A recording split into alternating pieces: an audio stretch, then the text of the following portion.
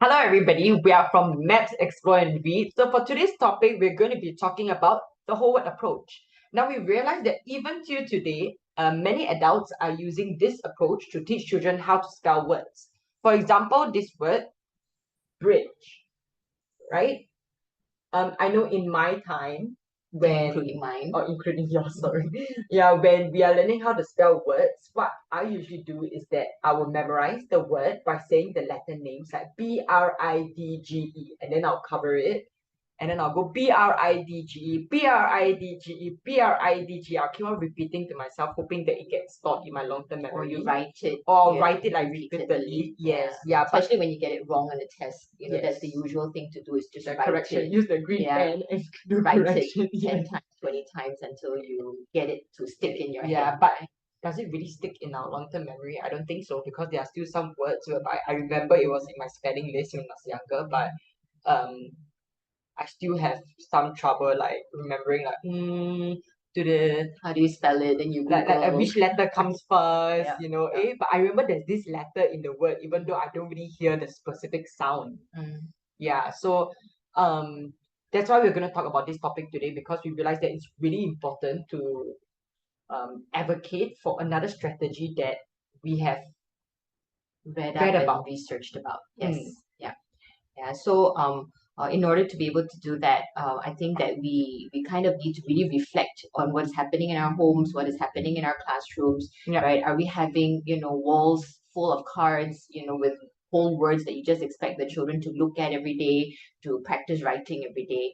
Yeah. So what can we replace it with that is more aligned to something called the science of reading? Yes. Yeah, so we've been researching a little bit more about this, and there are many cognitive scientists, neuroscientists, linguists, people of different fields, all kind of like trying to understand what's happening in our brain when we're learning how to read, right? And with new technology, they've been able to find out what is the what actually skilled readers are doing as opposed to weaker readers, right?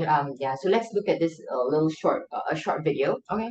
Yeah, and then we'll get back to you after that. Sure. In your head. These are findings that have implications for teaching all over the world, because many children are trained to recognize whole words when they learn to read. That might not help the child at all. Well, there is a debate in the education literature about how to teach reading.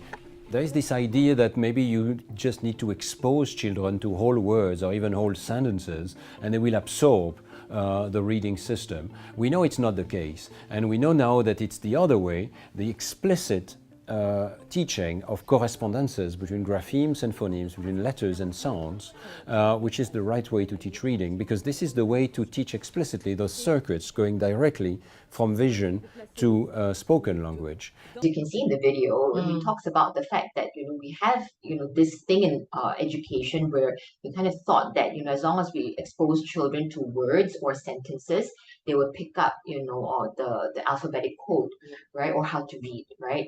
But like when we are doing the whole language approaches, like when we're just flashing cards and just expecting that familiarity with how the word looks, right? Especially with high frequency words, right? Yes. Yeah. Okay, that's is something that a lot of our teachers are also still doing, with those flashcards, right? But in also the whole sentence, he talked about whole sentence. So if we're reading to children and we feel that as long as we keep on reading to the kids, they'll pick up the words that appear frequently in those words, whether it's a vocab word or whether it's a high frequency word. So scientifically, it's been proven that's not the case, right? When they see how the brain lights up when children, the skilled readers, are reading, right? They actually need to make sense of like what are the sounds that they hear, right? And kind of like associated with the spelling in print, right? So that's called grapheme, right? And the spoken sounds that are coming from how we make up a word is all the phonemes.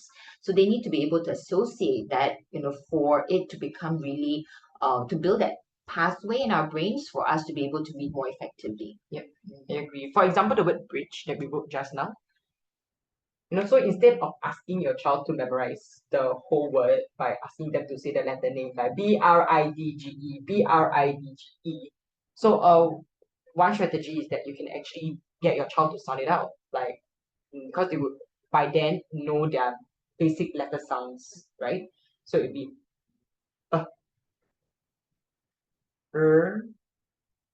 E. And this comes the tricky part. So when they say the word bridge, what is the ending sound?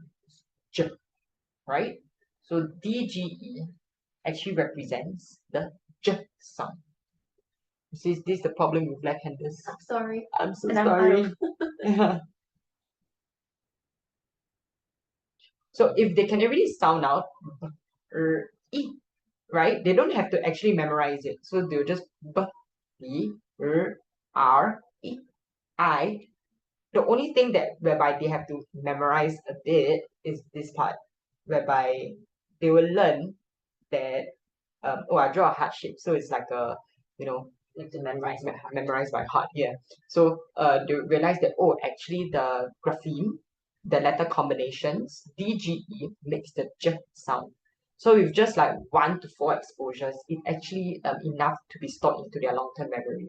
So the next time they come across this letter combination DGE, they will know that it makes the J J sound. sound. And it's in Yeah. other words too, right? So Mm. that same pattern, the children will then be able to apply it to words like edge, fudge, things that are quite, common in their vocab, trying to just find some similarities and patterns so it doesn't seem like a random mix of letters, Yep. right?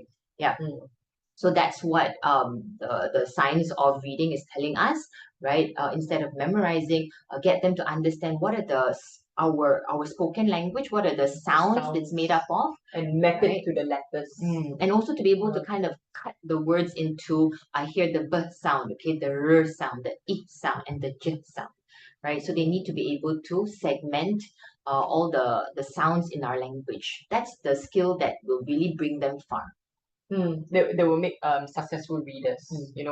We ultimately, I think our goals are the same. We don't want to create poor readers, right? Right, yeah. And it does say about poor readers, like if we continue with this flashcard approach or, just expecting children to be like exposed to sentences and words and doing that, the right part of the brain, right, kind of develops. And according to their research, right part of the brain, the left part of the brain is the reading brain, right? So all the connections, the flashing, happens for skilled readers on the left part of the brain, the left hemisphere.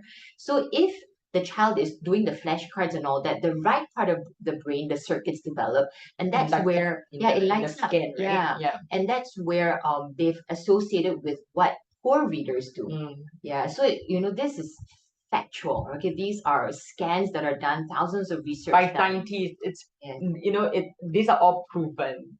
I mean, you can do up the research too by searching for videos called the Science of Reading, How We Learn, The Reading League is the Reading many League, podcasts. yes, And the doctor just now was Dr. Stanislas Deanne. Yeah. Yes. Yeah, so you can look up. There are many people in this different professions. He's a cognitive scientist, I think. Yeah. So let's all do our bit to kind of raise up our awareness, right, and knowledge, so that we can effectively support our children to learn to read. That's right. So stay tuned or please subscribe to our channel. Sorry, I'm not used to doing this, the subscribe, like, yeah. So but do subscribe to our channel because we'll be definitely doing more videos to talk about the different topics on how we can teach our children to learn how to read and write. And yeah, do follow our social media platforms also because we do upload short videos there too. Right. Thank you very for much. paying attention. Bye. Bye.